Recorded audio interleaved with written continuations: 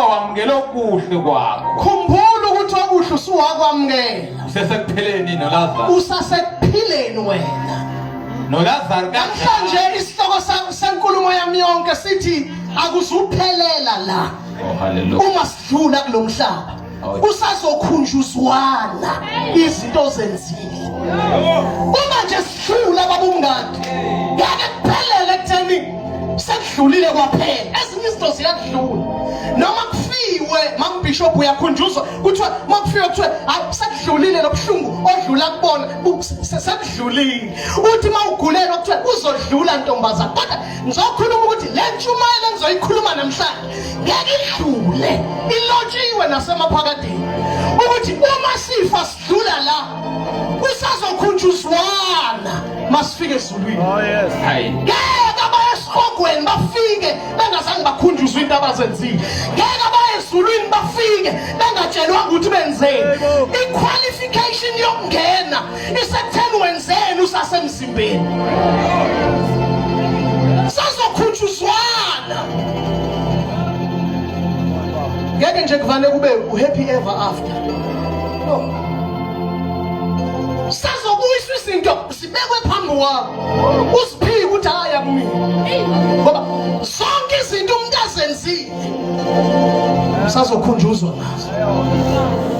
Sokukhumbuza ukuthi ngeke kuhlale kunje noma kungahlala ngokwenza kwakho, uhlale ngokubribe kwakho, uhlale ngokuthenga kwakho abantu bathenga ngemali, uhlale ngokuhleba kwakho abantu, uhlale ngobuxoki bakho ususindisiwe, uhlale ngokuganga kwakho ususindisiwe udlala nezono. Kodwa ngifuna ukukutshela noma abaprofeti bengabonanga, noma abafundisi bengabonanga, noma intshumayelo ingayikhulumanga leyo nto, kodwa uma udlula la usazokhunjuzwa. Sazokhunjuzwa. Kwamemeza uAbraham wathini Ndodana? Ngepha Abraham wathi Ndodana. Ndodana! Khumbula okuhle kwakho. Yima khumbula. Ngathi ayisikhohliwe isicelo. Ngathi sasesikhohliwe. Wathi uAbraham Ndodana!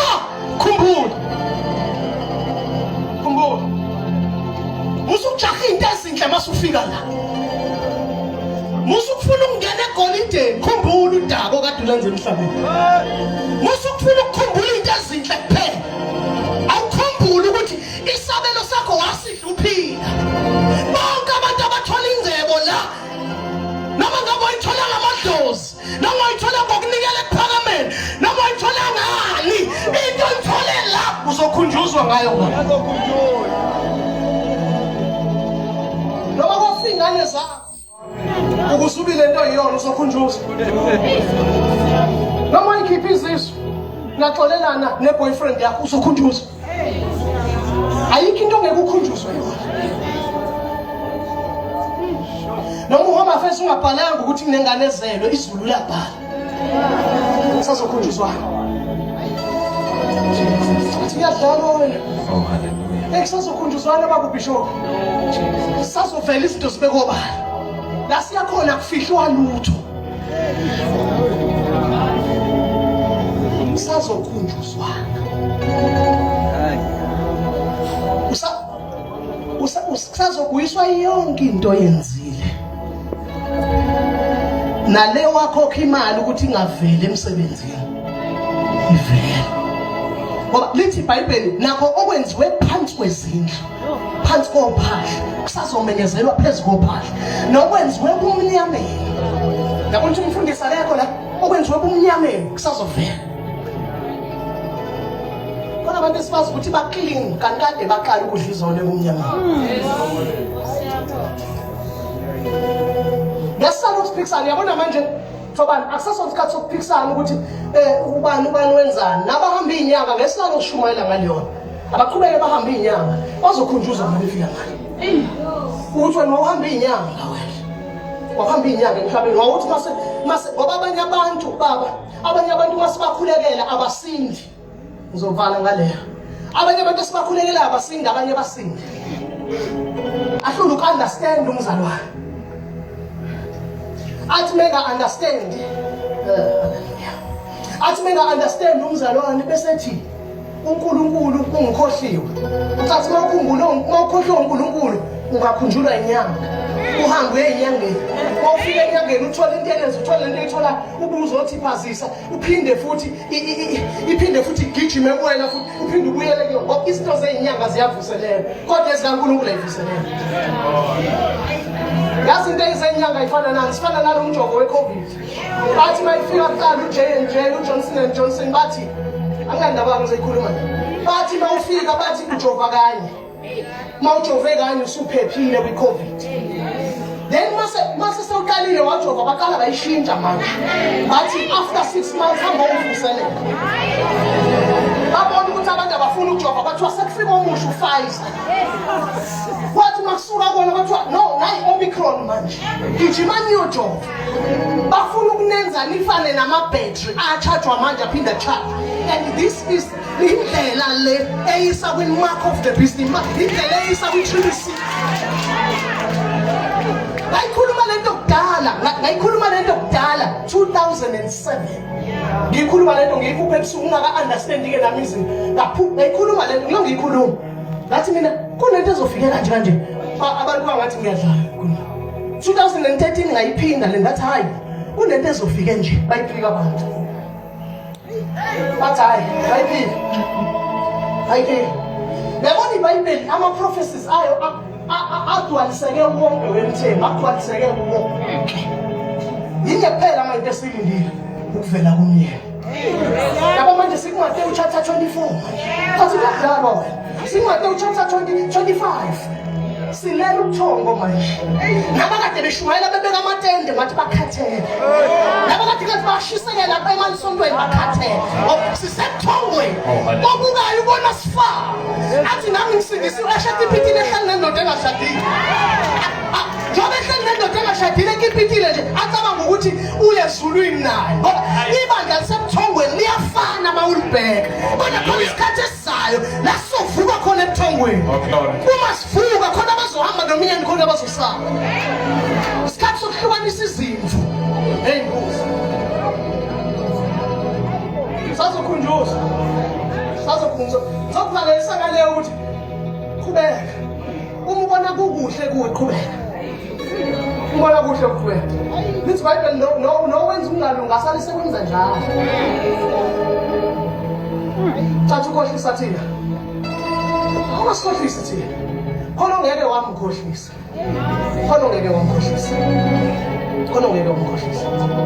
ngaso sonke isikhathi-ke uma ngifika endaweni ukuthi akuzukuhlale kunje khona izinto ezisazothatha ukhunjuzwe ngazo ukhunjuzwe ngento esiwayikhohlwa ngoba isikhathi esiningi umenzi uyakhohlwa kodwa umenziwa yabona umenziwa akazukhohlwa nangenziwa kungazi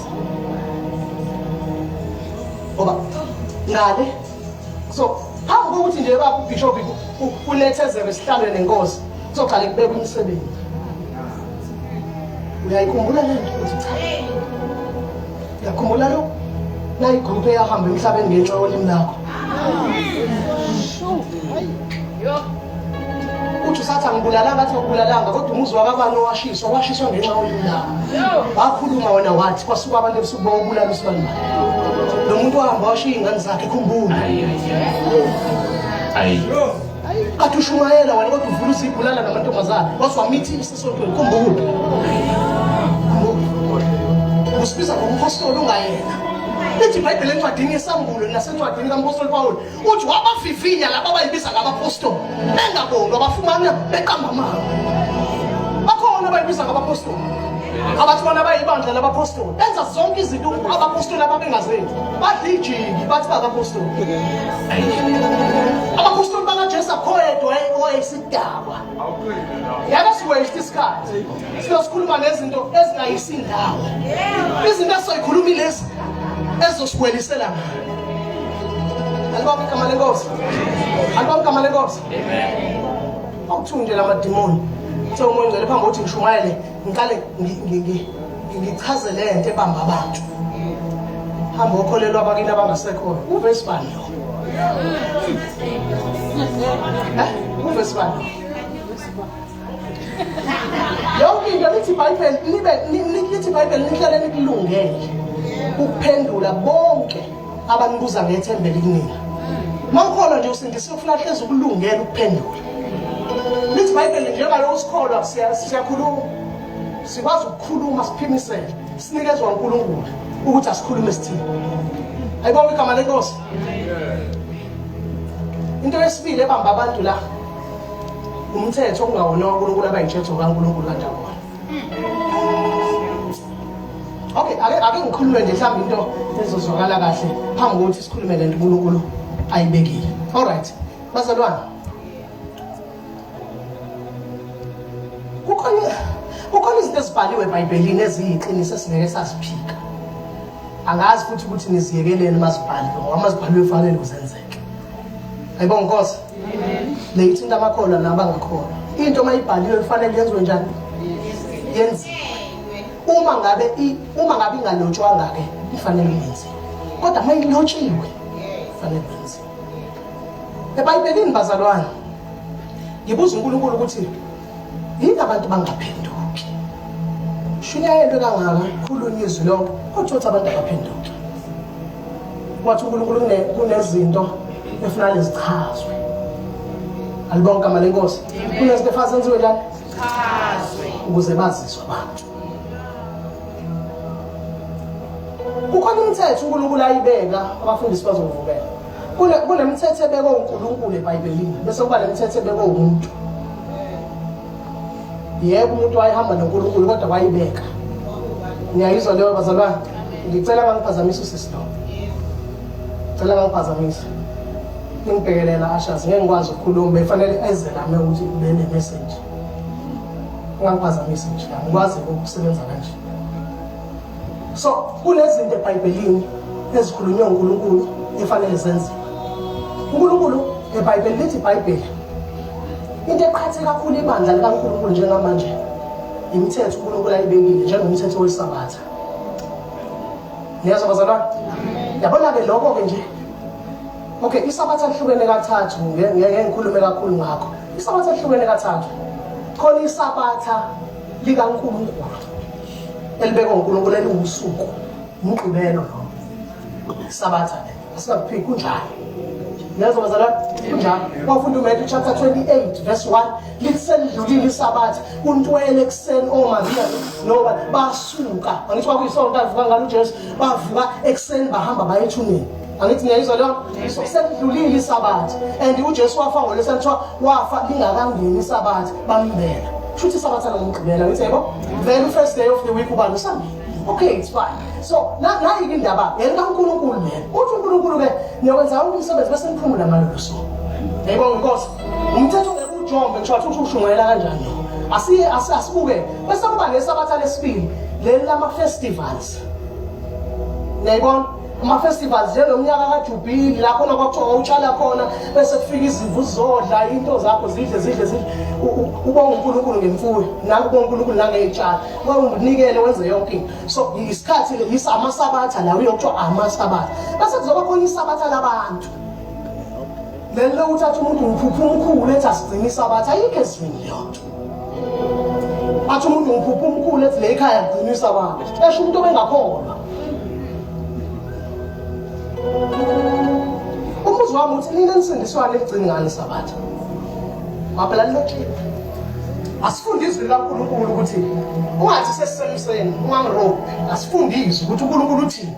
Awufundele uExodus 31 verse 15. Sibheke indaba yeSabatha ukuthi limiselwe bani iSabatha.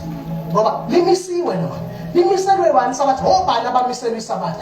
Hayi bazalwane, ufuna siyithole sivasiguqa sixolise uNkulunkulu uma siphulele iSabatha. Ngoba likaNkulunkulu lela ufunde 15 izinto engidlula kuzona ezenzibamba abantu la bengafuni nokuphenduka nje bazi ukuthi mebegcina iSabatha bayezulwini.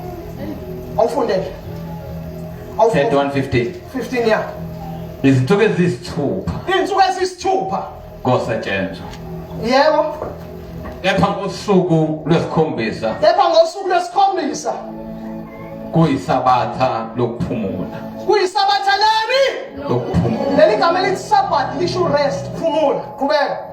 Lingcwele kuJehova. Lingcwele kuJehova hayi wena kabi ingcwele sangcwele kuJehova. Qhubeka. Bonke abasebenza umsebenzi ngosuku lweSabatha ya bayakubulawa nokubulawa. maningi kanti seshumayele ngakasazofa sifele ukuthi isabatha silaphi ayangidida-ke asiqhubeke somuza uNkulunkulu ngokhona azoyisho qhubeka ngalokho abakwa-Israyeli ayisuka manje bayakuligcina isabatha ngalokho abakwa-Israyeli awukwazi ukuba-Israyeli hlukana-ke nesabatha ngoba isabatha limiselwe abaka-Israyeli namanje amaJuda uma ungawafika thobani agcina isabatha amaJuda kodwa nina bezizwa nibekelwanga isabatha zonifundisa akulona nje leni ngangena entweni engayonela funda iqhubeke uzozwa ukuthi yini uphawu qhubeka ngalokho abakwa-Israyeli bayakuligcina isabatha balilonde alisho ukuthi abaKwaZulu Natal baba lithi abakuphi bakwa-Israyeli abaseThekwini lithini lona bakwa-Israyeli hayi abasemthwalo hayi abasemalangeni kodwa abaka-Israyeli amaJuda ayokuligcina qhubeka isabatha balilonde ezizukulwaneni zabo lisivumelwano esinjani qhubeka libe yisivumelwano esiphakade koze kubuye uJesu begcina isabatha amaJuda hayi nina qhubeka liluphawu phakathi kwami nabantwana bakwa-Israyeli kuze kube phakade kuze kube njani kuze kube phakade yekani isabatha kulona le limiselwe u-Israyeli uma ungena uxambukele entweni ongayazi ngoba isivumelwano sikaNkulunkulu namaJuda isivumelwano sikaNkulunkulu namaJuda uyokhunjuzwa shumayela intshumayelo engekho ezwini uhamba utshela abantu ukuthi abagcine isabatha uma begcine lona nje bayezwini uthi uJesu mina ngiyindlela neqiniso nokuphila utshela abanye ngelinga kwenkosi akuvumelekile nje ukwenza lokho ngesabatha ukwenzela uthi uJesu hey understandanga imibhalo ngokuba indodana yomuntu iyinkosi yali isabatha uthi akayena uNkulunkulu wabafileyo kodwa uNkulunkulu wabaphilayo le ngimkhonzayo wavuka ethuneni ngosuku lwesithathu uyaphila ingunaphakade uyinkosi yalo bazalwane akukhulunywa indaba ukuthi kuthiwe hayi mhlambe uNkulunkulu naye uzogcina isabatha no and mawufunda leso sihloko ukuthi uNkulunkulu uJesu kuthiwa waliphula isabatha waliphula ayibonge igama lenkosi and mawufunda uMatthew chapter 19 sesiyadlula nje mawufunda uMatthew chapter ucheke kahle Matthew chapter 19 uzobona iBhayibheli liyakhuluma ngemithetho ufika indoda uthi ngixoxela indaba ufika indoda kuJesu izothi lalela ukuthi thina abandla leNew Testament esibindlotshelweni uthi ifika indoda izothi mfundisi omuhle ngilunga ukuze ngidlifa elingunaphakade uyamuzwa ukhuluma ngengunaphakade akhuluma ngokuphila yazi uthini uJesu uthi uJesu indaba umbizo uthi ngihlakekho omuhle uNkulunkulu kuphela okay uqeda uthi uJesu angithi iyabuza indoda uthi yini efanele ngigcine uyabuthi uJesu kuyona ke uyayazi imithetho le ndoda ithi shuthi yacabanga ukuthi mningi usho muhle ithi ungayigcina kwasebusheni yonke lento eyishoyo le ndoda itshela uJesu akayigcina kwasebusheni uthi uJesu lalela kuthini uJesu uthi uJesu ibuza ukuthi ke umona muphi umthetho uthi uJesu ungabulali bese soyifunda kodwa ngenxa yesikhathi uyayitshela ukuthi ungabulali ungaphingi ungebi uyaleqa isabatha qeda uthi thanda umakhelwane nje ukuzithanda ungabe ufakazi wama ubale u7 umbuzo wami uthi miphile elane isabatha isabatha lithi iBhayibheli kwakuyisithunzi saloko okuzayo lali isithunzi nje makuthiwa isabatha igama elithi Sabbath lisho rest our resting place is Christ indawo esiphumula kuyona mthembe sifike siphumule kuyona sithola ukuphumula kwamthula umthwalo wangishiya nequlu uJesu Kristu lo uyena he is our resting place ila ufika khona nemthwalo ufika ubizwa ngamagama ufika uthola ukuphumula khona athi hlabelela kahle ngophumula kuwe ngoba uJesu yona indawo esiphumula kuyona ayikho indawo sinotshela ukuphumula kuyo siphumula kuJesu masufika kuJesu nje uthola ukuphumula nembandela nemkhokha nokuvalwa kweingozi nayo yonke le nto ufika uthi kuJesu uthola ukuphumula nathi ubona khona ingozi engavalwanga kodwa kuJesu zavala last year nje ngoJanuary ubaba bebekhona nomasa ashonela umntwana engozini yemoto asivalanga ngozi kuze kube namhlanje siyaphila ngomsana kaNkulunkulu zike zizama ukwenzeka ngisibuke nje zizama ukwenzeka endleleni ngithi mina hayi engathi uSathane uhlasela ngenye indlela ngithi baba egameni lika Jesu wathi wena siyonyathela inyoka nofezayo idlule lapho why uJesu uyena ukuphumula kwethu. And awuthi ngikuvalelise-ke ngale portion. Isabatha, le gama elithi Sabbath lisho rest, hayi worship. Awuthi ngiphindele. Lithi rest, phumula, alisho ukuthi khonza. Yazi obani abaqala lento yokukhonza isabatha? Ama-7 day Adventist, ilelo bandla. Yilona-ke laqala ukukhonza ngesi-akushiwongo. Masingayifundi imibandela yonke kuthi ungahambi indaweni edlula ukuphonswa kwentshe. Hhayi ukujijela, ukuphonsa. Makuthiwa into uyayiphonsa ababhishop mangimela ngiphonsa. Ngithi, aleyanda yize ukufika nalapha etendeni lapha, ngeke ifike. Nilalele bazalwane, uma ngiphonsa itshe lapha ngeke lifike nalapha. Isabathi into wawuyigcine ekhaya, wawungaphumi. Namhlanje bayaphuma bathi baya emasontweni, baya emasinagogweni, baya emathempelini ngesabatha. Akhanjwa kanjani. Okwesibili wawungabasintsha umlilo, bashaya imoto. Imoto uma washaya ukhiye nje qhuma umlilo. Athi angibasi kodwa uyibasile imoto. Ningangena ey'ntweni ezizonihlula. Ungangena ey'ntweni ezizokuhlula. Khona izinto ezizonihlula engingangenisa. uJesu waqhamuka ngesabatha. Wejesu waqhamuka ngesabatha uJesu wafuka waphilisa umuntu. Hayi ukuthi wayakuvumelekile lokwathi kupho okwenza okuhle nokwenza okubi ngesabatha. Ahluleke. Wathi anikhumbule into okwenziwa uDavide. Mhla engene ehlephula ikhwebe enikeza abantu. Wathi hayi futhi noDavide wadla izinkwa zokuba. Ehamba ney'ncedi zakho adala bafana baklina bazidla izona. Abadle naye etsheni kwenza okubi. Baqualify ukudla into eyayibukwa abapriest abayitshethi bangcwele. Ngoba mase udlulile emthethweni wesabatha ufika kokuphelele. Ufika kokuphelele. Awukakafiki wena kuphela njengoba usabambe isabatha usiqhinyela ngesabatha. Elabani lelo lolibambile. Sikhuluma ngoJesu osindisayo. Sikhuluma ngoJesu osindisayo. uJesu osindisayo.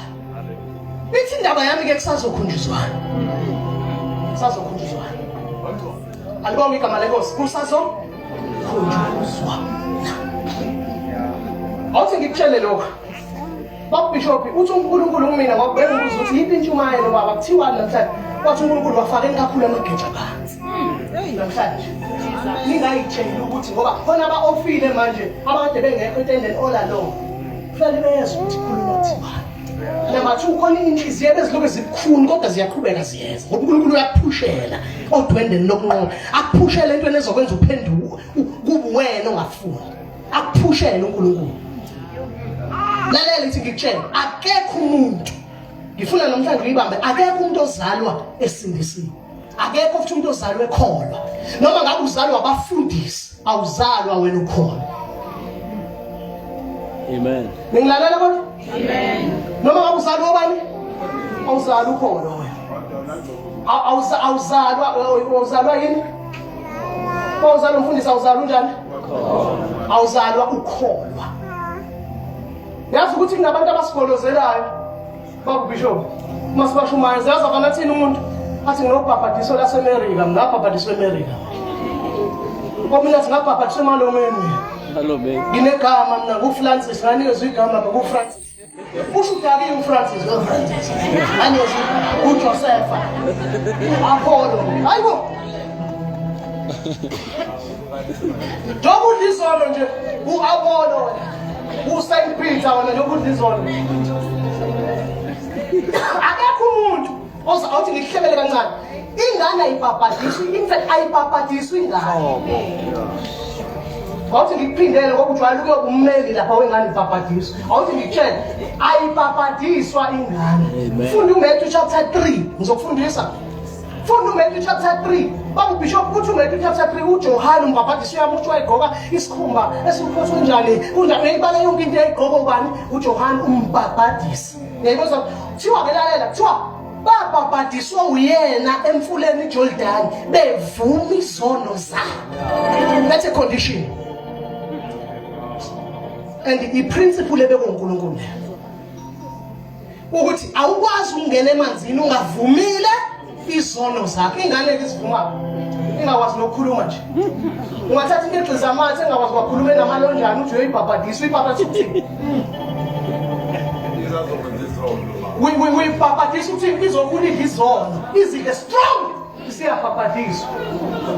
Babhabhadiswa uyena emfuleni bevuma. Asilala. Asidlali mhlawumbe abazizohlelwa mhlawumbe nesosho kobe kuya abantu emanzini ngoba kufanele babhabhadiswe emanzini amaningi. Bawafaka kathathu ku-wrong. Kufanele uqale phansi ubhabhadiswe. Lalela sibhabhadiswe egameni likaJesu Kristu. Uyena owafa wavuka. Pheli asibhabhadiswa nje kathathu kuthiwe bathi abanye egameni likayise bathi hlumbu bafike bamkhipha egameni leNdodana hlumbu egameni loMngcwele hlumbu. After 3 days ebhabhadisiwe athi izono times 3 ngoba ubhabhadiswe emagameni amathathu. Sizwa sithanda imambane emagameni amathathu. Wangawezwa lini igama uFilip chapter 2 ukuthi uNkulunkulu wamphakamisa uJesu wamnikeza. Hayi ngoba phambi sabo bathathu. Asiyeke leyo. Babhabhadiswe emfuleni bevumani izono zabo. Lalela wena mosabhabhadisa ingane wrong. Nawe mawubhabhadiswa ka7 futhi wrong. Isijwayeleke izawona ukufaka 7. Wrong. Kunale siqale ke manje silungisele. Hayi sengiyaqala ngiyakhuluma uJesu. Fanele ke babishop ilungiswe ke leyo. Ngoba manje akho bulephelo la akho gcobo la. Kodwa manje uzokuthiwa afakwe kangaki? Niyayizwa basalwa? Niyayizwa? Kuthiwa afakwe kangaki? Wrong. Awuthi ngikubulele into nje encane bese setha ngaso. Phela sesiyavala bazani fasinganishini ngazi. Singavuthi nje bese sahamba. Fasingene ezimpandeni zezimo. Lalela awuthi ngikuhlebele. Ngithi kunina bonke abantu bazalwa bengakholwa babungadi, bazalwa bengasindiswa. Noma ingane ngazifa naye enye into esilimazele ibanzi ningixoleleke le nje ngizoyisho. Mama Bishop enye into esilimazele lento ekuthiwa uSunday school. Isilimazeleke ibandla. I-right kancane ngo20% u80% wrong wonke. Ngoba uSunday school ufundisa ingane ukukholwa hayi ukuphenduka. Ikhule yazi ukuthi iyakholwa kanti ayiphenduka. Ikhule yazi uJohn chapter 3 ngoba uNkulunkulu wathi izicule icula nje iqomile kodwa. Ine love letter la kubhaka ukuthi icula uJohn chapter 3 ifundisiwe uSunday school. Ifundiswa kuphi? Sunday school. Uyizwe ngishisa ifakaza. Mina ngeke ngilalela abantu bebefakaza ababishop. Mina ngathi, mina ngasha uSunday school wasegospel bazana. Ngizali yasegospel. Yibo. Ngizali yasegospel lezizolo nganga. Izofakaza la ithi iyaqala kuSunday school. Iyaqala ukuthini? Nangu uthanda khona munye kuphela. Uyayifundisa ingane inhlonipho. Uyifundise isimilo. Hayike. Perfect. Kodwa ukuthi ifundise ukukholwa kuronke. Ngoba isuke ngakho ayishunyayezwe khona kuSunday school. Shunyayele kube umshumayela ashumayele. Athi ungamamukela uJesu umncane ungakakhule nawe. Hlukane nezono mntanami. Khuluma uthisha kaSunday school aqinise. Angalokuthi baba. Ko baba la Sunday school. Ngoba siqala ukuganga ingane zingane. Awufunde amahubo 58. Sibhekele ndaba. Verse number 3. Funda ushashisa. Siyathandaza bathi Nkosi yami. Amahubo chapter 58 verse 3. Nkosi yami. Lalela, ngifuna ukukuvezela ukuthi akekho umuntu ozalwe ekholwa, akekho umuntu ozalwe esindisiwe. Thabiso, siyafuna? Siyafuna. Yeah. Mahubo 58. Yeah. Verse number 3, eh? Yeah. Asifunde. Ababi Yebo. bahlubuka. Asisho njalo sithi bahlubuka. Funda ke. Ababi bahlubuka kwasesizalweni. Ima kuchazela ngoba ngeke uyiunderstand. Abantu ababi abaqala ukuhlubuka manje. Bahlubuka besasesizalweni. Ake. La usazokhunjuzwa ukuthi wena ukhulukholwa wena ukhuliswe phalo ukholwa kodwa ungakholwa wena. Lalela ababi bahlubuka kwasesizalweni awuthi ngikwenzele iexample esheshayo. Uma ngihlangana nanangu uMamvubu uMamngcobo sihlangane naye sishade ngokusemthethweni lalela bese baba uBishop kuvane ahlala ingane eswini. Mayihlala ingane eswini kuthi labo 6 months 5 months avana qala into engakaza yenze athi hey ngeke baba hayi ngizwa ngithandiswa ijiki abe ngithanda lelo gama elithi ngiyathandiswa ngoba uthandiswa impambosi yokwenziswa shuthi akazenzeli uyenziswa shuthi umuntu ofuna ijiki yilomduwo ngaphakathi ukuthi umduwo akawazi amathaveni uthuma lo ufeel up the table ngoba akawazi yena ababi bahlubuka kwasesizalweni. Useqalile ngaphakathi esiswini ngoba mina nithi ingane kuzona ingane. Umzimba omncane umoya mdala. Esasesiswini aqala athi ngifuna ijiki ma ukuthi angilazi. Akaze akuphuze mind ijiki kodwa athi awuphathe lokuyisiqalo nje la. Ngiphuze ngoba yeza ukuthi ngeke ngilale ngizwa nginuke. Kanti lo mntu ofuna ijiki ngoba ababi bahlubuka kwasesizalweni. Ababi bahlubuka kwasesizalweni. Duduzi. Azalwele lo muntu akhula angcolele mekhona lendlini ngiyafanekisa uma ekhula baba bishop umuntu lo akhule athe ne 14-15 years aqala lijiki ngoba wayiqala lento esase mina nasukuthambiswa into enhle idimoni futhi umuntu osindisiwe yenzeka ngoba lo suku umthweni suke ngasindiswana. So kanukelwa ingane lazabafundisi zidlala la kuphela kuthula ikhwaya swayisokete ingane kamfundisi ingene la ingane kamfundisi icule yo inikhombela nje ingane esontweni la ikazikhona ikhule kuthiwa ibandisi pure size baba baba sesizalweni. Lalela okwesibili kuvale aphinde umamvuka vane akhulele. Okwesibili avana akhulele athi inyanga ziwu4 ziwu5 ayibo athi uyevayi angiyithandi indoda yami ngiyafa angithi angikho ngisemsebenzini agcine ethanda ngihlolusayo okuyibhlukwana nje okuyibhlukwana ngisho zoklina le ekhaya alobe emuthi siphuzile ithi ebenzelile ngoba kukhona into la ngaphakathi efuna ibhluke nje kanti lo nozipha bazomsala uzothe no 15 years uzobethanda amadoda ngendlela ongakazi uyibona ngoba ababi bahlubuka kwasesizalweni. Mina ngithi ingane wena ucabanga ukuthi ingane le uyishaya ihline ingane encane iyazilaphi yona ngoba bahlubuka kwasesizalweni. Khuluma iqiniso ezinye ingane zibulala abazali bazo. Ulokuthi ingane ingenwa amadimoni hayi ukuthi ingenwa amadimoni izalwa vele lithi iBhayibheli maye ngokuba umama wangithabathele ekubini hayi Nkosi yami usho iBhayibheli ngoba uma sikhuluma ngokuconceive indoda inembewu isperm iseed isperm imbewu eyifaka umuntu wesifazane ayireceive uthi ke ngokuba umama wangithabathele ekubini ngamazi le mbewu ivele ingcolile ngoba uAdam ngale kathi ona kona ngisho imbewu yakhe yonke into eyaphuma esiswini sika-Adam yona sengiyaphendula ukuthi why the firstborn on earth was a murderer ingoba ababi bahlubuka kwasesizalweni.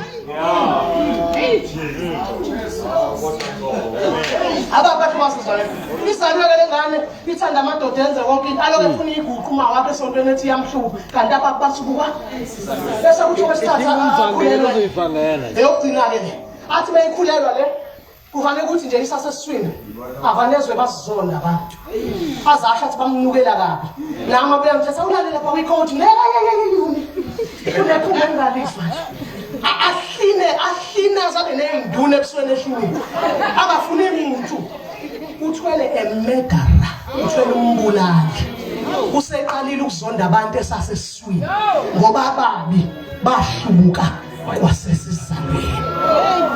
Qhubeka uyifunde abaqamba amanga baduka kwasesizalweni. Baqala uqamba amanga besakuphi ingane incane no 3 years iqala nanokukhuluma isiqamba amanga kulokuthi wena ingena amadimoni kanti yaqala. Oh my God, akekho umuntu ozalwe esindisiwe wonke umuntu uzalwe ngasindiswanga kufanele mase azi athathe isinqumo sokuba ngiyaphenduka namhlanje ebini bambonke. Ingakho ngale kathi thina chiliza thina sizohamba bamchiliza siyo ngene emanzini amaningi savuma ngisho izono zikashukela ukuthi ngakhula ngiyakhumbula ngenza ukuthi nokuthi ngoba senze thi singasali lesi zono ngoba ababi bahlubuka kwasesizalweni abaqamba amanga baduka libambe le voice ababi bahlubuka kwasesizalweni nabaqamba amanga baduka kuphi esiswini baduka esiswini baduka babanyazana ingane vele idukile ngesono nje sendoda eyodwa Adam wehlela kuthina sonke futhi uma ungaphendukile kulowe khambe njalo nje yazi ukuthi wena wasinokhondolo leka khokondolo ababi bahlubuka kwasesizalweni mhlawumbe nabantu abangaphendukile ucabanga njoba bengaphendukile umthembu yonke into abazoyenza isho ukungaphenduki. Yonke into abazokhula beyenza mjoka isho ukuthi bazalwe benjani. Ngiyakuhlebela mntwana namhlanje khuluma iqiniso phambi kaNkulunkulu nawe enhlizweni. Uyabona ingane yakho lento ehlupha ngazo izinto eyayihlupha ngazo isasesiswini. Inake lento ikhumbule lento engisho. Uma ngempela ingase isizonda abantu ayisafuni ngisho umzalwane ofika lekhaya abahlinele bazokwenza yonke into. Yindaba na ubayabonga benganjena nje into into ayenze esasesiswini. Kahle useveza indlela yakhe ukuthi uhlubukele ngalayo. Khuluma lengane isibeke izandla la ifunge ithi mangi yazi lo iyenzile uthi uyezwa ngene ithi iyenzile nje icala ukuthi izozikhale ithatha intambi ilengise ngoba akabi bahlubuka kwasesizalweni. Manje awucabangele labo bantu ababi bakhule besonda bakhule beku Sunday school graduated from Sunday school to be a pastor akunikeza uhola ibanga kanti liholo umuntu ohlubukile ongaphendukanga bavathe banikeza umjiva bavathe kanti abaphendukile. Inkosi ukulidwa umuntu ongaphendukanga ngoba usazokhunjuzwa amedlula la uthi walidwa ibandla ungaphendukile wena walidwa ibandla ngesitifiketi saseBible school wena ungaphendukanga ngoba eBible school akufundisa ukusaba uNkulunkulu kufundisa amavesi nokuconvince abantu nokwazi ukubamba noma umanipulate abantu. Yini into eyenza lokho? Ibambe lento engikutshelayo uthi uJesu ngayilila ngingadukiswa abanolwazi. Lethu ungadukiswa yileso zinto waduki nje ngaleyo nto. Abanye abantu bacabanga ukuthi yabo nje manje sinojiyana abalapha kwipower hour sebephi ukuthi sikhonga siko. Kodwa uNkulunkulu asho kahle ezwini lakho ukuthi uJesu mesabeni nokwazi ukubamba othe sebulela aphinda thatha afake esikogweni asikho kanti kusho uJesu umuntu ongathethi imanga bathi ojiyane lapha ayikho leyo nto. Nithukelani makusuka abantu lensindisweni sebeyinyanga abanye onala baphumela beshumayela omagejageja baphumela beshumayela kade beshumayela bonke labafana laba abagcwele lapha eThekwini. Namhlanje bathi abanye bayinyanga abanye bathi bayidlozi abanye bathi bama-Africanist. Akekho uvuma ukuthi uyiChristian ngoba nababi bahlubuka kwasesizalweni. Ngiyamsaba umuntu ophathela umfundisi iBhayibheli engaphendukile. Ngiyamsaba umuntu oklina isonto engaphendukile ngoba uzojwayela bona ukuthi cooperate kanjani. Ngiyamsaba umuntu ongaphendukanga owenza izinto zesonto. Ngisaba ngisho lethu umnikelo ngiyamsaba. Ngisho lethu umnikelo wakhe siboniso ngiyamsaba. Ngoba angawuletha umnikelo kanti umnikelo oqala kusiwe. Oh my God. Lithi iBhayibheli wabathatha izinto eziqala kusiwe. Khona izinto engafanelwanga uzibamba nje. Manje uyazi kanjani lento ungasindiswanga? Ngoba indlela iqinisa uyazi.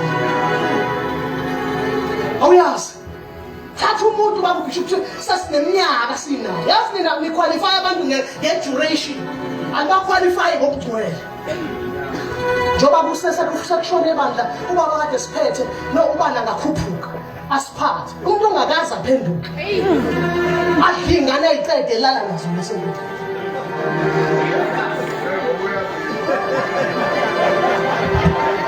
Angikhulumi insambatha ngikhuluma ngisho abafundisi baseThekwini. Abafundisi abagcwele basho kahle bathi badingane bo. Hamba nezitayela zesikhathi. Manje ngempela akaza phenduke lo muntu wakhule konze faith mission. Mina bazana ngikholwa ukuthi umuntu ophendukile wakhule emsamo uNkulunkulu ephila ubungcwele angenza leyonto. Kunzima abazalwane ukwazi amavesi. Lale awuthi ngihlebe. Kunzima ukwazi amavesi kanti impilo yakho ayikho ngale kwamavesi wakhulumayo. Ngoba impilo kufanele idlule emavesini. Ifinyelele la uthi khona angisazijaji ngoMatthew chapter 24. Sengizijaja ukuthi abantu bebengibona ke kuzokwenzekani. Sengizijaja ngokuthi inguna phakade lami linjani. Basazokhunjuza ukuthi wafunda itheology wena uNkulunkulu ngamazi. Ngoba abantu sebebona ngathi iyona ndlela yokuphila le uqala amasonto.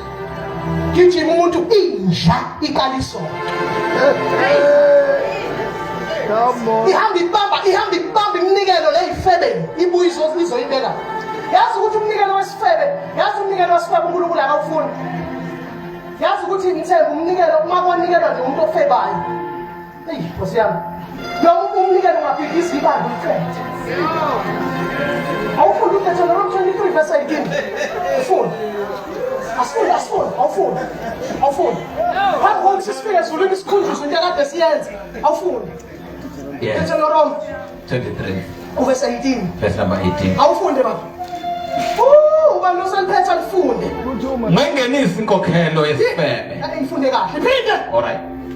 Ungayingenisa inkonkhelo. Ungayingenisi inkonkhelo Yesifebe. Nemali yenja. Endlini kaJehova uNkulunkulu wakho. kaJehova uNkulunkulu wakho. Nabe jabula la. Jabulete mnikelelo abantu bamathenda izinja bayithwele izinja zihamba zayabona nje. Nakujabulela lokuthi isonto lami lakhiwa isitepu salapha eThekwini empilo sakhiwa isitepu salapha niyiphuphu ukuthi angizazi. Nabe ngithatha iminikelo yezinja nizokwakha ngayindlu kaNkulunkulu. Lithini kanti iBhayibheli ngoba lithi iBhayibheli mamngcobo thathani umnikelo kwabanhlisi yayivumana alithi thathani umnikelo wezinja. Izinto ezihambe zibanga amathenda lapha ngizothatha iminikelo yawo ngizoyifaka le bandleni. Khona abantu efana bathi noma beguqa bishop bathi nginikela ngemiliyoni uthi ima ngemiliyoni. uJesu uyamazile. Ayi. Khona umuntu ofuna lathi sefikile bandleni simbone nelungu ecelile hamba ngemoto enkulu. Kuthi ushunyayelwe. Yebo. Ivangeli lokuhlwana nesoka. Noma ngathuba izwe emithingini yakamasipala ngoba bekwazi usindiswe bethe uvula ngomthandazo. Awuthi uvula uthi baba kuyanqaba ukuthi ngivule ngomthandazo isoni zingakho. Samphule bakwazi bangafike nje. Uma uhambe emithingini yakamasipala. Ufuna ukuthandwa abantu nini? Thengisa leqiniso. Hlale nomuntu kuze kube uyaniyaqeda nje naye awumtshelanga ngoJesu. Uwavaphaka umuntu akutshele ngamadlozi uhlale naye taxi so that the matter will just pass aside lokuthula uthule izinto efike emzini ethi akutshela ethi sefa ngihlabela ubani sefa ngenzeni ubani hayi ngithathele ngiyasuka phuma lezinto ngikutshela ukuthi uthi so uthi hayi bazane ngivumile njengoba bengenza ithi singaxabani wena ufuna uzwana nabantu sina njengoba sizondwa kangaka uyathanda wena uzojabula bo Amen. Mamzungu uyathandwa wena. Uthanda umakhelwane thina njengoba sizondwa kangaka. Mina ngishayelwa zandla. Hayi. Awukhulungwane wangiqhamuka. Izinto ziyakhomfoka. Kwathi imoto ehambayo. Ungangenisa umnikelo phinde lento. Ifuni. Ungayingenisa inkonkhelo yesifebe. Akakwazi usisi ukuthi athe kipitile hambe kwayiza la abuya azonikela uthathe lo mnikelo. Yeah. Inonsense le. Uzongcolisa ibandla nkulu lifaka umokufela. Qhubeka. Ungayingenisa inkonkhelo yesifebe. Yebo. Nemali yenja. Endlini kaJehova. Ngicela ukubuza ngithi ngiyamthuka inja yake yaba nemali uyabona umuntu lokhulunywa ngayo ayithatha imali yenja ayithatha nje imali inja into engaphandle kombuso. Amen. Banikela kakhulu kodwa bangaphandle kombuso.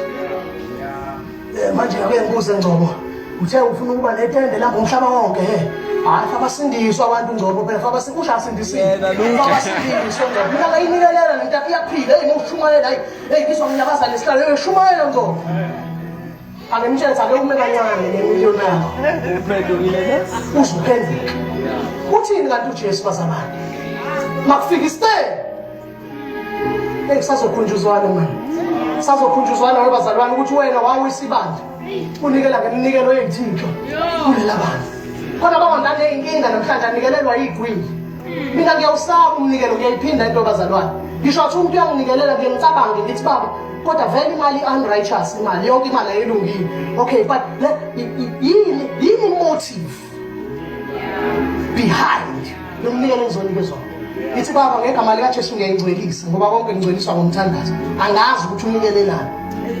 Ngoba unikelelayo uzokuvala. Awukakabi strong vele nawe uvaleke. Umzalwane. Ube cast. Bayithatha inkokhelo yesifebe. Nemali yenja ungayingenisi endlini kaNkulunkulu. Unesizathu uNkulunkulu ukuthi wayesho kanje. Namhlanje nizwana nabantu abathi bacula igospel. Abakade bawa laba bekhonza khona.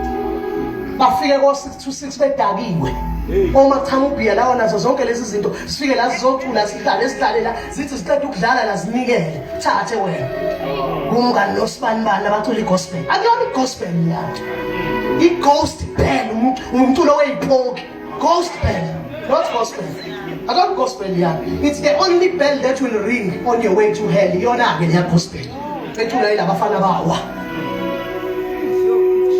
kule labantu bechivoza labathatha inamba zeingane nambe sheli ingane khona le bandleni kade efikile ezomculo angithi bezoperforma ngifuna ukuthandwa yizwe nkathi ngibonile leli tende futhi uNkulunkulu asisize sime kanjalo kuze kube ngunaphakathi akufikanga thina azungu akufikanga Dumi Mkokstead angisho ukuthi ba wrong sangilinganisa abantu engibaziyo becula akufikanga lutho la ngizocula becula bona la mabeshelwe yizwe understand ngcono lokho unokufika kumuntu ongasindiswanga bazoma la athulula umoya obufebe la abanye baphume emahotela abanye uthothi ngadinwa kabi umfundisi odumile olethe kunothatha abafana begospel obalalisa ehotela balalana khona lapho nezingane zizilalana khona lapho safika esontweni sayifika ingane yasho ngithi bazana ngifakaze lo kade ethule uyisa abantu la kadelele nami izolo futhi ungwentile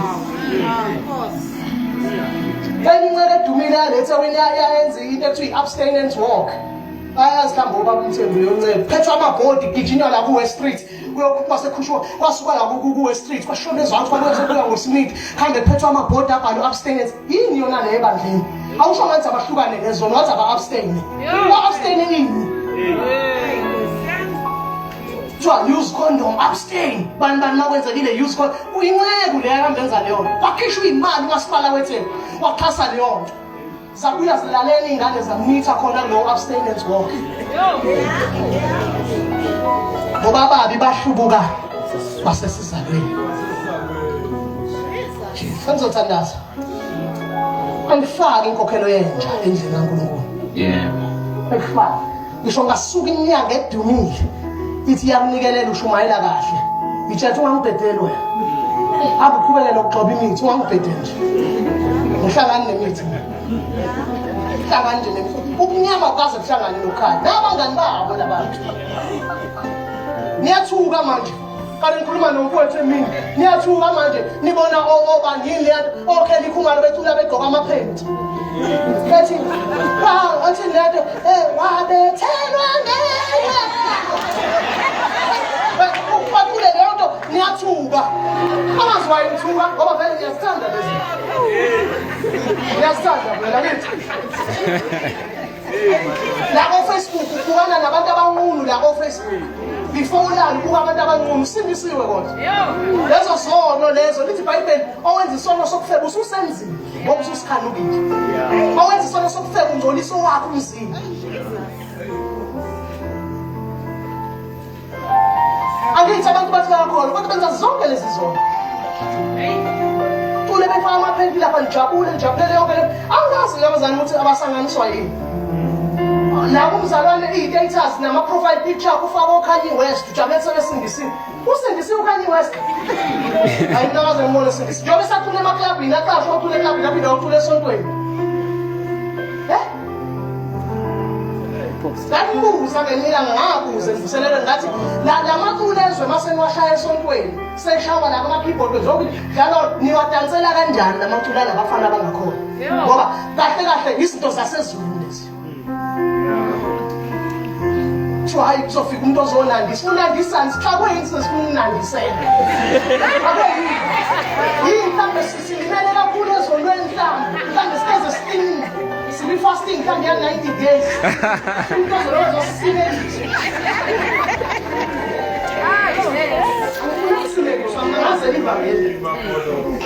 uma ngabe kubona ukuthi kuyahlekwa ngaphandle kuhlala ekhaya ngoba nalanga ngikhona ngangibe ngihleka mdlala asidali la ayesidali nje ababi bahluka sekade bahlubuka bethi bayike baphume phakathi kwethu ngoba bengabona abakithi baphumile la bawushumayela ithongo ngoba bengabona abakithi yazi akekho umuntu ozondwa njengoJesu bapho Bishop Mamponga babeshumayela kangaka eshumayela kangaka namhlanje bathi abawona ama-Christians abasindisiwe bama-Africanist yini yona leyo agcwele umoya wedlozi manje and isizwe sikhonza kakhulu amadlozi ama-Africans Mina ngiyiphinda le noma ngizonda. Mawungizondela iqiniso libhalwe phansi ungizonde kakhulu.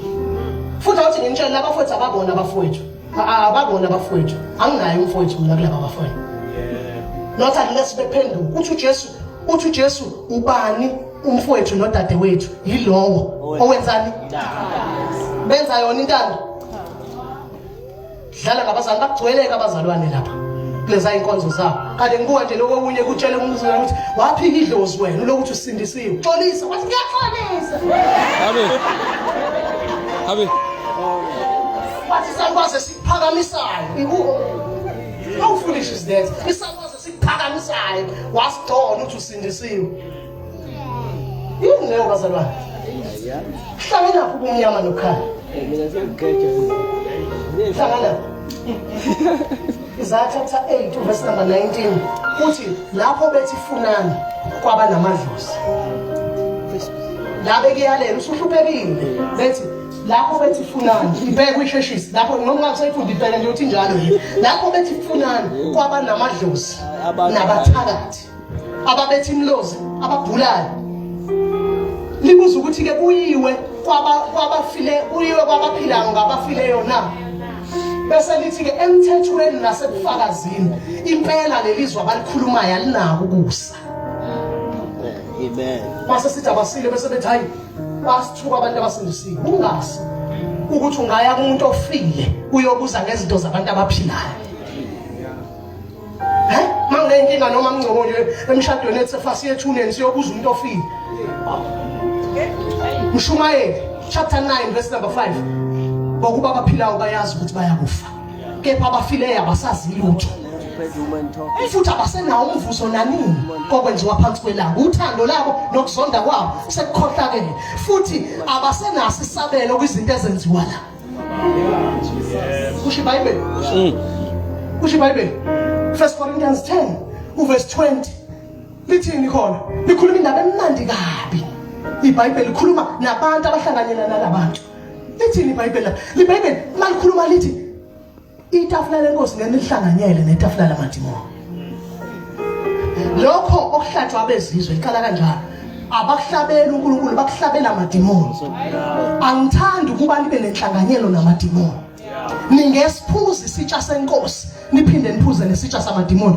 Wamukela isidlo wena esontweni udla isitsha senkosi ubuye uyohlanganyela imicimbi yasebafile. Ningesiphuzi isitsha senkosi nesitsha samadimoni. Lithi kumbe niyayivusela inkosi ulaka na ninamandla yini kunayo na uNkulunkulu ayisazokhunjuzwana bonke abapretenda engathi basindisiwe bengasindiswanga basazokhunjuzwa ngale babishop bebefika umuntu kuthiwa yima khumbula asiqale la wenzani wena emhlabeni uphila iminyaka 30 years uyakhumbula usinde engozini yemoto athi umuntu ngiyakhumbula uyakhumbula ufike etendeni shunyana uthi ngiyakhumbula waphuma wenzani ngaphuma ngagcona bonke igroup engangihamba nawo ngihambe ngihlekisa ngale nto adishunyayelo ngisetshenziswa usathane ngikhipha intshumayelo kubantu abayizwile ngafika ekhaya ngabenzela itiye sahlala phansi sixoxa ngomuntu ade eshumayela simdiscussa usazokhunjuzwana asikhonzi iqili sikhonza uNkulunkulu othembekile umuntu ethe uzoyenza uyayenza umuntu usazokhumbuza abantu usazobakhumbuza ngedlulelo kwahlulelwe ningakhunjuzwananga yonke into yenza usasemzimbeni usazokhunjuzwa ngakho into engasiza ukuthi ubalekele ulaka oluzayo ukuthi uphenduke namhlanje lithi iBhayibheli ku-Isaiah chapter 55 verse 10 mfunele salokutholakala nimbize saseduze omuba ashiya indlela yakhe nomuntu owenza umsebenzi emubi abuyele kuNkulunkulu ngoba uyakwenza ukuthethelela kube kukhulu. uNkulunkulu wethu bazalwane bomfuna esalokutholakala uyamthola. Amen. Uphenduke endleleni zakhe ezimbi. Hallelujah. Amen. Sesiyathandaza manje. Sesiyathandaza. Ufunda uverse 20 qala kuverse 20 le ndaba siyathandaza. Khona lapha la ufunda khona iStephen noLazarus. Verse number 20 chapter 16 verse 20 kaLuka sifunde. Sizofunda kuphela nje uyizwe le ndaba ngabe ngathi ngikhuluma into nje. Qala verse 20 isheshise baba ngenza ikhuluma bese siyathandaza. ukuthi before kukhunjuzwane kwakunjani. Verse number 20. Verse 20, yes. Kwakukhona futhi ompofu othile uLazaro igama lakhe. Kwakhona umpofu othize wawuLazaro igama lakhe. Wayelahliwe ngasesangweni lakhe egcwele izilonda. Sibeka sitshelwa background ukuthi wayelahlweleni. Mhlawumbe walahla umndeni ungasamfuni, mhlawumbe kwakwenzeke nasazi. Kodwa lithi nje eBhayibheli wayelahliwe ngasesangweni lesicebe. Qhubeka. Encanelo kusuthiswa ngemvuthuluki etafuleni lesicebe. Izwa nje bathi wayehlupheka kanjani.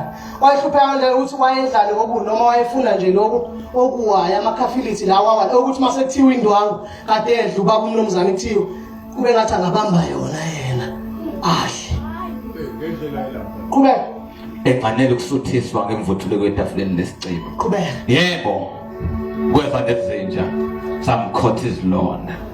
Sesiyazwa ukuthi wayegula serious nomuntu emhlabeni. Kweza nezinja zamkhothile. Odokotela. Qhubeka.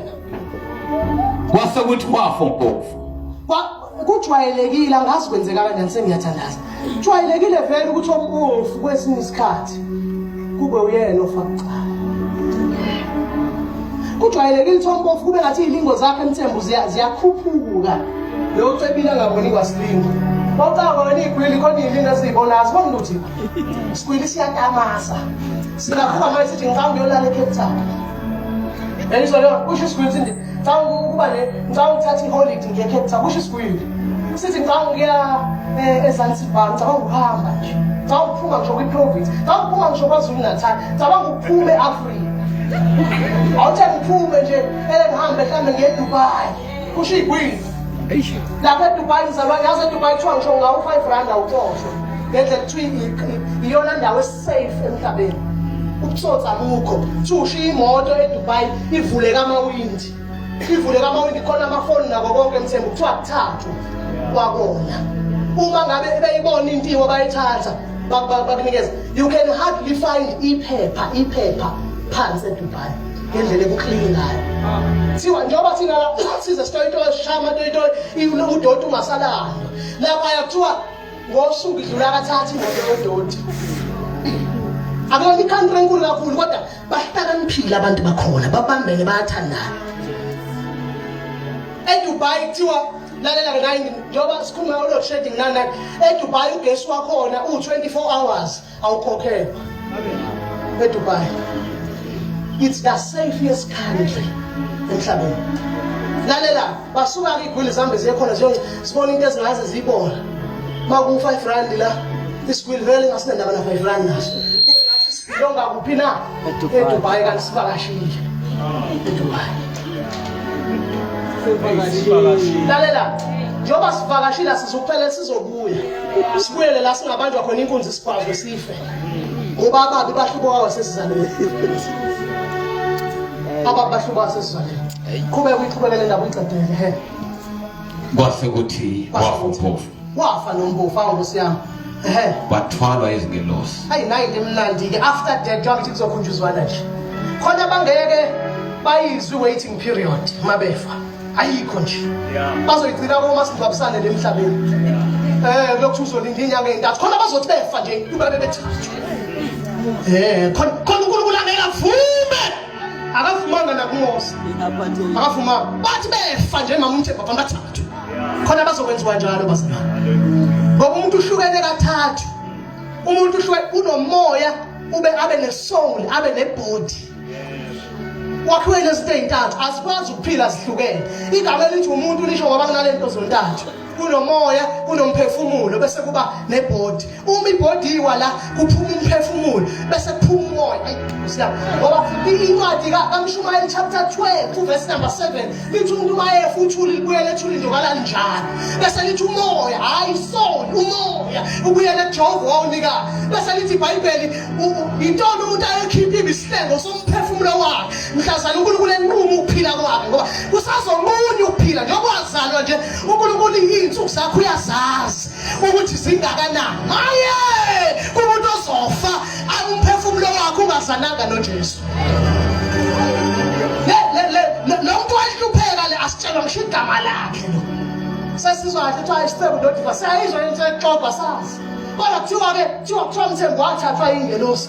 sahamba naye sawombeka esifubeni sika-Abraham qedela le ndawo kwase ukuthi wafa mpofu wafa nompofu wathola ingelosi yebo qhubeka baba wasiwa esifubeni sika-Abraham kwenzekani nesicebe safa sembelwa kanti abazuphili ngunaphakade lemhlabeni laba bantu ecebile besho basazofa iqiniso linjoba siphila siyazi siyofa qhubeka kodwa ukufa kufana nesicebe safa nesicebe sembelwa akukhulunywa ngathwambelwa lo qhubeka ke kodwa sesise-Hades hayi sesise-Hades kunendawo kuthiwa i-Hades elangaphansi Nkosi yami isikhathi asikho kunendawo elangaphansi ekuthiwa i-Hades kunendawo ekuthiwa i-Hades yebo bathi ngolimi langalithi Tartarus indawo yokulinda elangaphansi okay angiyenze kancane i-Hades yini i-Hades i-waiting room noma indawo yokulinda mawulinde khona awulindele ukuya ezulwini olinde khona ulindele ukuya ngaphansi futhi esihogweni kwichibi lomlilo ulindele ukuya khona ofe engakholwa ofe ebhangqile ofe ethandana nomfundisi wakhe ofe ejola ofe ekhipha izisu obephila njengenje emhlabeni uzofa yena kwi-Hades bese kuba khona into ekuthiwa i-paradise zazindawonye before uJesu afe zazindawonye before uJesu afe i-paradise ne-Hades zazihlukanisiwe nje zindawonye lithi iBhayibheli Nkosi yami lithi iBhayibheli uJesu ngale kathi efa ethi kukhuluma le isilelesi sithi Nkosi usungikhumbule embusweni wakho uthi kanjani namhlanje ngizobe nginawe eparadise kodwa masifunda kahle imibala ayange eparadise mafa lithi iBhayibheli wahamba wayemoyeni ngaphansi komhlaba kwimoya eyayikade ibanjiwe wafika wayoshumayela kuyona wayofakaza kuyona uJesu wabuye sebuya nabantu abafa bengakholwa bathola ithuba ngale kathi uJesu efika wahamba wayofakaza ukuthi naku ngifikile njengemvu yomhlatshelo yimina ngicabanga ukuthi oShakazulu ngaleso sikhathi ngicabanga ukuthi oShakazulu noma mhlawumbe abahamba ngaphambilini ko-Abraham ko-Moses abahamba bengasindiswa ngokwena Yesu sibusi basindiswa nini uMoses why uJesu kubona wayobalanda abe-Old Testament lithi iBhayibheli mawufunda uMatthew chapter 28 uverse number 52 kuthiwa wathi ngosuku avuka ngalo kwabonakala iminkwa ivuka emathuneni igqoka imizimba ihambe iyongena eparadise noma emzini omngcwele kuthiwa kwabonakala hayibo abantu asebafa bevuka ngoba uyena yedwa kwazi ukuvusa into eseyifile bavuka abe-Old Testament babonakala beyongena eparadise behamba kanye naye hayi abaphelelanga lapha wabalanda isifuba sika-Abraham lesi sivezwa njengeparadise indawo yokulinda hayi kuba isifuba sika-Abraham ingoba uyena owathenjiswa kwathiwa Abraham bheka la inhlabathi wayibheka kwathi uyayibona inhlabathi wathi ya ngiyasibona kwathiwa abantwana bakho noma isizwe sakho siyoba ngaka inhlabathi zolwandle indaba ka-Abraham wafa engayibonanga into ayayitsheliwe ngoba kuyenzeka uzufe into kade uyithenjisiwe ungayibonanga kuyenzeka ukuthi ubishop akuprofetha ngayo uzufe ungayibonanga ningasijezisi uma khona izinto ezingathi ayiphumelelanga zisazophumelela siyophumelela ngale ezinye ziyophumelela ey'nganeni zakho uNkulunkulu akawakhuluma amanga lento besuyilinde isikhathi eside usathane oyibambile usazokhunjuzwa ukuthi lo muntu obambe lento yakhe sathane uthengiwe ngegazi awukwazi ukubamba into zakhe ingunaphakade usathane usazophucwa izinto zabantu babazalwane usazophucwa kuthiwa tetele akukona usazophucwa Abraham watshela ababhishophu wathi hayi isizwe sakho siyoba ngaka kuthiwa u-Abraham wabuka wathi hayibo lento kwazi wafa engayibonanga wayibona kuMatthew chapter 28 uverse number 52 wathi bekhuphuka naye uJesu u-Abraham wathi awukani bengithenjisa into engaka ngoba lithi iBhayibheli siyoze sikhale masifika ngale sithi lesi nto besingatshelwangako ukuthi ubuhle kade bungaka hawu ubuhle bakhona webazalwane ibrada esegolide nawe ungeze uyiphumulele. Isango lakho nalisavuliwe. Isango nguJesu. Isango nguJesu. Isango nguJesu. Indlela neqiniso nguJesu. Oh, glory to Jesus.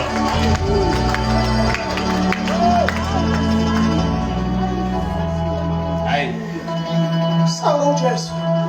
Uthi mina ngiyindlela neqiniso lokuphila. Akekho zakubaba. Akekho zakubaba ngaphandle kwawo. Ngiyathanda ku-English lithi akekho zakubaba engezingane. Lithi bonke abangifike ngaphambi kwami kodwa bangamasela nabaphangi. Kodwa into ebuhlungu izimva sibezwanga. Sibalandele singabezwanga. Bangabuza abantu abalandele omagejageja ukuthi nizweni abezwanga lutho. Bezwe ingcebo nje ukuthi kunengcebo la. Ezotholakala kunengcebo la. Ezotholakala. Kodwa mawulandela uJesu usose wahambe ebumnyameni.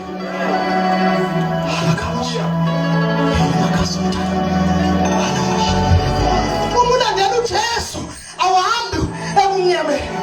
Bathi izinto zakho azikhanyi. Avana qhamuka uJesu athi nina nikukhanya kwezwe.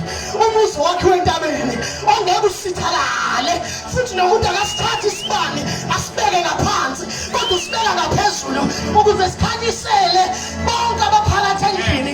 Mina sengihlambululile imiphefumulo yenu ngokulalela iqiniso ngokuba lithi iBhayibheli thina sesahlanjulula. Sesahlanjulula. Awuthi asinazi izona. Sikhona ukuthi azikho active ukusibulala. Ngichaze kancane leyo. Awuthi asinazi izona. Sinazo abantu abasindisiwe. Sinazo ukuthi zathetheleka. Sikhona sansuku zonke ukuthi yayizwe iPastor zathetheleka. Isaiah chapter 1 verse number 18 ngozani isithethe indaba. Kusho uJehova noma izono zenu zibomvu siyawuhlanzwa zibe mhlophe njengoboya wesi. Uyazi ukuthi sikhona ukuthi sihlanziwe. Lesibomvu sisho ukusibulala. Usibona sibuya ebusebeni. Usibona sibuya ekukhonzeni amadlozi. Usibona sibuya emoneni sibuya kuyona yonke into abanye babuya ebuthakathini. Kodwa once wathatha step forward to Christ Jesus izono ziyaxolelwa. Baqhubeke bakubize ngamagama kanti izono seyixolelwe. Baqhubeke bakuthuke kanti ukuthuka sekudlulile. For now there is no condemnation for those who are in Christ Jesus. Akusekho ukulahlwa. Nguyanikezwa yethile yabantu nakongena amandla uyazandisa ikhwepha. Abasha bayawa nokuwa nezinsizwa siphela amandla kodwa abamethembayo uJehova bayakhuphuka njengeyinkomo. Bahambe bangaphela amandla. Abathemba uJehova. Abathemba uJehova. Abathemba uJehova. Kuzokhunjuzwana. Kuzokhunjuzwana. Ukuthi khumbula waqala ibandla walala nazo zonke ingane. Abantu bengaboni lokuphika. Ubribe ngishama manje ubribe ngisho advocate. Uba bribe uthi hayi icala lifanele liphele laphela icala kodwa ezulwini limile icala.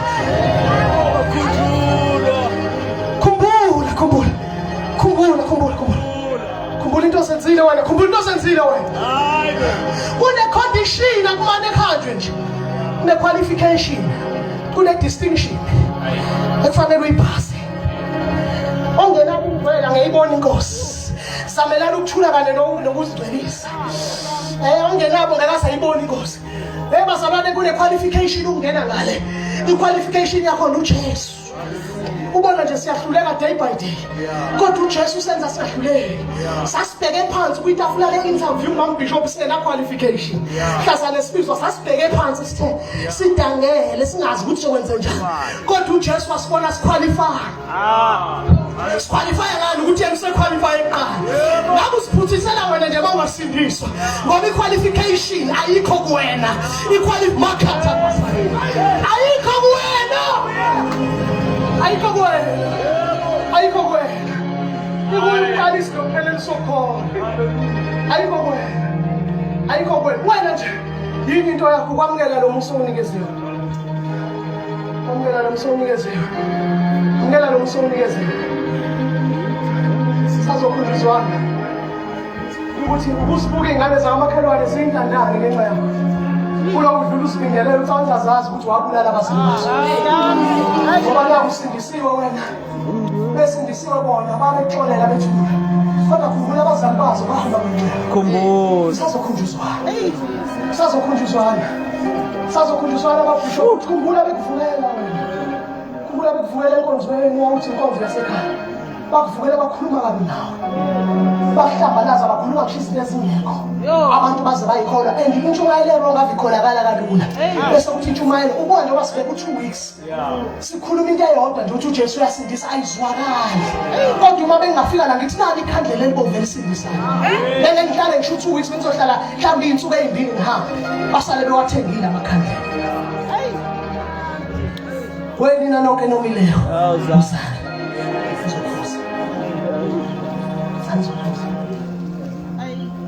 Awuzwele enqaba yami sengiyathandaza. Awuzwele Jesu. Bangakhunjuzwa laba abantu izono zabo sekushunyayelwe kangaka. Nalaba engathi sebekhohliwe bazokhunjuzwa. Sakhunjuzwa isicelo baba ukuthi ifundele sathi sakhunjuzwa bathi wathi. Nesicelo safa sembeno. Sesihayidese saphakamisa amehlo aso. Hayi ngoba uyawaphakamisa Ngisebuhlungwini. Misizandla ngiwakele kuwenko ususufisa ukuphakamisa izandla ususufisa ukuyiphakamisa kade ungafuni ukuyiphakamisa masithi uma ikhona namhlanje phambi sandla sakho usibhekise pha kodwa John chapter 19 verse 21 uthini kanti uthi ngisemusha ngangigqoka ngiye la ngithanda khona kodwa bathi sengimdala ngalula izandla omunye wangigqokisa wangisa la ngingathandi khona lithi washo njalo ekhomba ukufa okuzala ngoba mase ufile usuqondisa izandla nje sewugqokisa uyiswa la kade ungakufuni thandaza Sibongile Jesu. Thank you Jesus. uNkulunkulu wethu ophila ngezwi lakhe. Lord. Nkosi sibonga ukuzwa nokwazi Thank you Jesus. ukuthi ukuhamba kwethu nokuphila kwethu kulelizwe kuzuphelela la. Yes. Nayi imphefumulo. Yes. Nazinhliziyo. Yes, Lord. Nayi nenyama yethu esikhohlisayo. Jesus. Siyabona ukuthi nayezwa ayikho indaba ezophelela kuleli lizwe. Yonke inhliziyo, yonke inyama isazokhaza, isazophendula. uNkulunkulu wethu ophilayo qhubeka sebenza ngoba inhliziyo zethu uNkulunkulu wethu ophilayo ezincane zingezwa yilo nazo nezwi lakho ngoJesu inkosi ophilayo nonamandla obusa nophilayo. Oh hallelujah. Sengiyathandaza lithi iBhayibheli ophakamisa izandla ubabona uAbraham ayengamazi emhlabeni lalela yazi ukuthi uAbraham nabo bonke abantu labo hlezi baphika ukuthi uJesu akumazi mina mangaqhamuka ukhula ngabona ukhula hayi uJesu masufike ngalo uyambona umazi lo wayengamazi kodwa kuthiwa waphakamisa izandla babishop wabona uAbraham waqala wamemeza wathi baba Abraham ngicela uthumele nangu Lazarus uyambona phela uhleli la wathi ngicela uthumele lo waya asasho nokuthi lo leyasasihlupheki sengibiza ngegama ukuthi ngicela uthumele nangu Lazarus agijima lethe nje noma iconsi awubazalwane noma iconsi lamanzi athinta ulimi lami ngoba la ngikhona ngiyasha sakhala sesisha kade sinzebeleke emhlabeni sigqoke isipende sihamba la sithanda khona ngoba yikho indlela ezulwini ehamba la uthanda khona kuthiwa wamemezwa Abraham angamemezwa uLazarus yayizwa uLazarus namanje usayithobile yawo Nkosi yami kade ayithobe emhlabeni engakhulumi lutho sidlula la singena isicebe eyithulele nje ngoba siyathula nje thina siyathula nongaze usinyathele ukhulume ngiyalalela nasokhozini beyisa abantu abasindisiwe ngibalalele bekhuluma yonke into abayithanda sithule ngoba siyathula akashongo lutho wavele wathula waphendula uAbraham wathi hayi Ndodana khumbula ukuthi wena wamukela okuhle usasekuphileni uLazarus wamukela okubi manje yena useyaduduzwa wena usuyahlushwa ngeke uzuphile kahle emhlabeni uphinde uyophila kahle ezulwini kanti ungasindiswanga uma uqale ngokuphila kahle la ngala kuzukuba kuhle uzokhunjuzwana sukume esime ngenyawo uzokhunjuzwana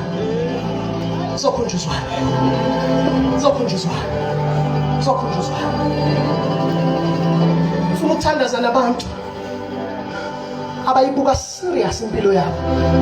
Bengeke uNkulunkulu akhulume kanje singekho isidingo. Umuzwa ukuthi unxaniwe, unxanelwe uThixo ebusuku, uyamfuna uJesu, uyaphenduka namhlanje. Awufuni ukufika ukhunjuza izinto ozenzile. Ngoba usifihlile emndenini, usifihlile kubantu, usifihlile ekhaya, usifihlile ebandleni. Kodwa uNkulunkulu asifihlakele. Ngoba ngeke uzuze usifihle kuwe. Siyoma sizilande ngelinye ilanga ukuthi wengcobo washumayela waqeda. Kodwa wawuwenzelani lokho? Sazozilanda ingakho bazalwane ngamele ukuthi okungcono kumele ngingashumayeli. Hlale phansi ngilalela inkonzo indaba nakho. Ngisaba izinto engizikhulumile. Ukuthi lento engizikhuluma sekuthiwa ngizilande ngiyothini uma kanti bengikhuluma amanga phambi kwenu. Yabona makuthiwa besilandela lonto besingashumayela bebezoncipha abashumayelayo ngoba le kushumayela ngivama ukukhuluma into angayiphili. Kanti efase sikhulume lento esiphilayo. Ukhuluma isiphingi sokuqala nesokugcina sithi hlukanani nezono singahlukene nezono.